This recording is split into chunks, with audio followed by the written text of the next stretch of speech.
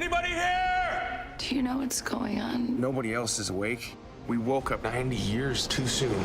When I read the script, I was kind of fascinated by the scale of the film. You know, it's a huge sci-fi film about spaceships and humanity, but actually there's only 3 or 4 characters in it. And so I loved the intimacy of that and how much the performances are at the fore of the film.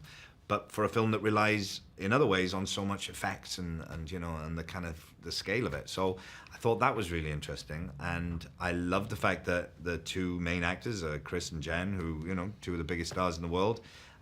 Possibly 2 of the people who could, the only 2 people who could get away with opening a film of this scale, but actually relies on how relatable and warm they are on film and how intimate they're able to be with each other and funny and so I can't really think of 2 actors who could do all of that, you know, and so I thought that was interesting. And then for my character to play someone who is both very human and warm and funny and relatable to, but also is a robot. He's an android. He's not human, and the clash of that and how he relates to them and how they relate to him, and it was a really interesting dynamic, I thought.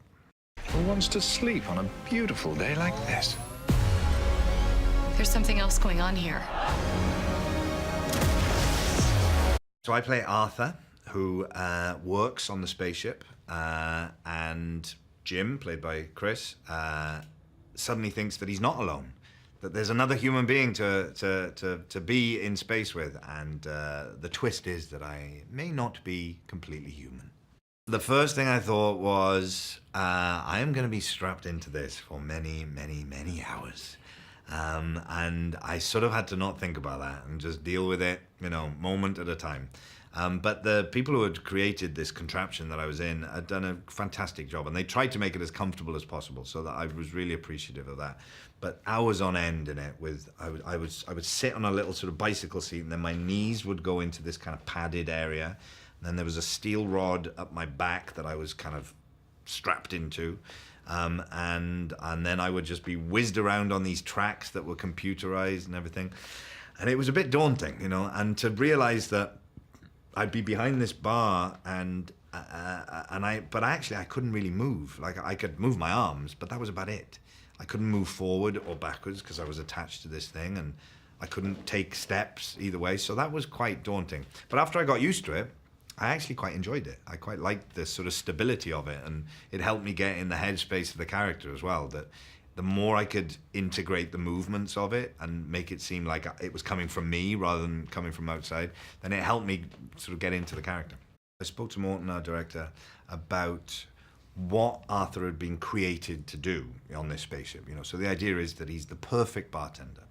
And so normally, in regular circumstances, there'd be hundreds, thousands of people that he's dealing with all the time. And the perfect bartender is not just about mixing drinks, it's about how you relate to the customer, you know. And some customers come into a bar because they just want some company, they want to talk to the bartender, or they just want to be left alone and be quiet. So we thought about it, it was that Arthur's job is to anticipate the needs and try and meet the needs of the person that he's working with. Now, in our story, there is only one person that he has to do that with, and that's Jim. And the one thing that Jim needs is another human being. So all the things that Arthur is programmed to do all get focused on be human as possible for this man, and that will make him happy.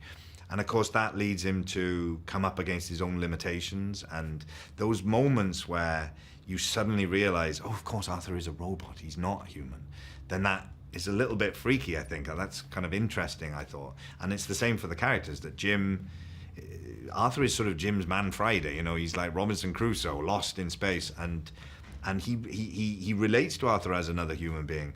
And every now and again, he's reminded that that's not what Arthur is. It's not enough for him. Greatest migration in human history. We're stranded on a sinking ship.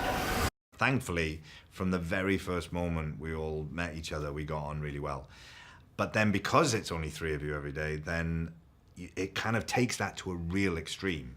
So, like, you know, we'd have so many in-jokes, and we got to know each other really well and just laughing all the time. And so it kind of got out of hand, I think, a lot. But I think that spills over into the film, that there's a real kind of warmth and connection between us in the movie that I think really helps it. So it worked out well.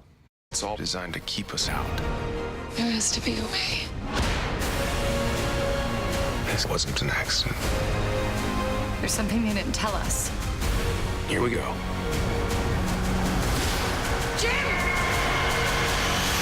There's a reason we woke up early.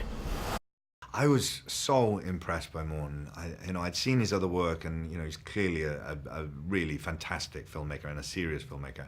And I thought what he brought to this film was a real focus and concentration. And there's a version of this film, I think, which would be very enjoyable, very entertaining, but wouldn't maybe go to the places that Morton takes it, and where he pushes the performances to go as well. And he would do a lot of takes, and he would push each one of us to go further and further with what we were doing. And I think that really pays off in that he's taken the film to a whole other level, I think.